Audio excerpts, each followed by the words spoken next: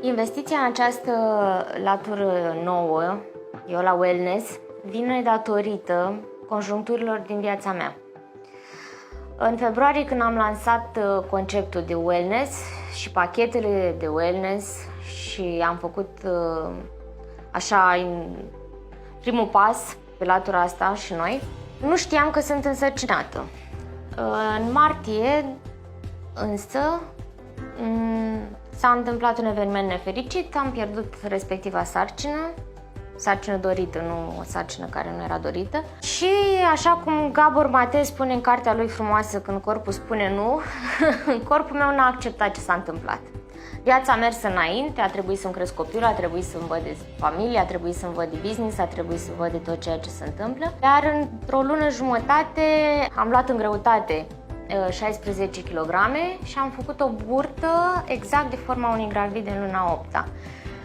Eu nu mi-am dat seama de ceea ce se întâmplă absolut deloc, până când nu mă mai încăpeau pantalonii și pacientele când plecau îmi spuneau: sarcină ușoară, doamna Ioana, sarcină ușoară. Și cumva, luat în iureșul vieții, nu am pus-o la suflet și n-am conștientizat-o. Până când într-o zi m-am uitat în oglindă și mi-am dat seama, burta mea arăta exact de a unei femei gravide. Toată lumea după aia a început să creadă că dom'le, ești balonată, serios.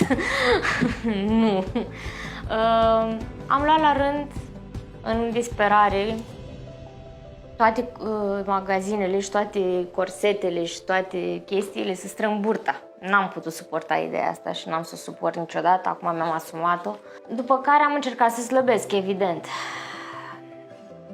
Am mers în toate clinicile de frumusețare, cred că e termenul, din Bacău. Am încercat toate aparatele. Nu vreau să critic pe nimeni, mi-a fost foarte bine peste tot. Rezultatele la mine nu s-au văzut din alte motive, categoric. Însă ceea ce am descoperit a fost că femeile sunt întotdeauna complexate de ceva. Oricât de bine și de frumoase am arăta și oricât de frumoasă ar fi viața noastră în realitate, găsim acel lucru negativ de care să ne agățăm încât să nu fie bine.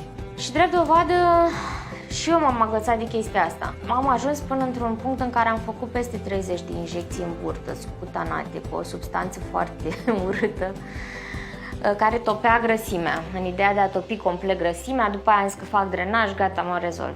Am intrat aproape în septicemie, cu antibiotic intravenos. Am trecut prin destul de multe. Burta s-a umflat și mai mult, acum era deja de 9 luni. M-a tras pe tușă, m-a pus pe citit, m-a pus pe relaxare și m-a pus pe reordonarea gândurilor. Și ce am făcut după aceea a fost să încerc să găsesc o metodă de a aduce aici ceea ce eu nu am găsit nicăieri. Și am căutat un aparat care să fie wow. Pentru că întotdeauna mă duceam la clinică, mă cântăreau, mă măsurau, îmi luau cu plicometru, nu știu, îmi făceau poze înainte și după. Da, părea ok, dar în niciuna, dacă mă uitam concret, nu se vedea ceva. Și am zis că la toate aparatele care le-am avut aici în teste, pe care le-am testat și în afara orașului, am spus chestia asta: nu văd diferențe înainte și după. Și dacă eu nu o văd pe corpul meu, așa cum n-am cumpărat niciun aparat în clinica Iola, fără să-l testez înainte pe mine și nu l-am recomandat nicio procedură fără să o testez înainte pe mine, am zis că nu voi achiziționa niciun aparat. Am stat în camera asta cam o jumătate de zi, dacă nu chiar mai bine, de la față până la burtă, până la picioare, până la aripioare. Că am învățat și eu dacă am făcut sport o viață întreagă și am avut doar 36 de kilograme.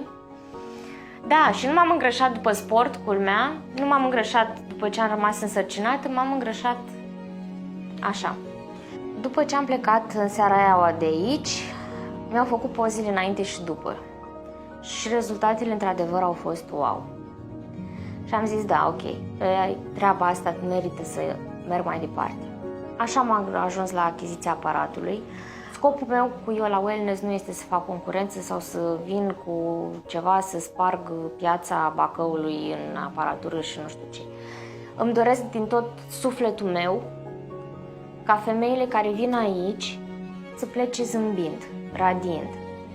Asta e ceea ce vreau și de asta am făcut această investiție și am prioritizat-o. Fiindcă viața mi-a dat un semnal că trebuie să faci ceva și pentru tine, Ioana, pentru că dacă nu faci ceva pentru tine, pierzi anumite lucruri. Și de aici s-am săpat și cu toată povestea asta a apărut Nu era la noi în clinică.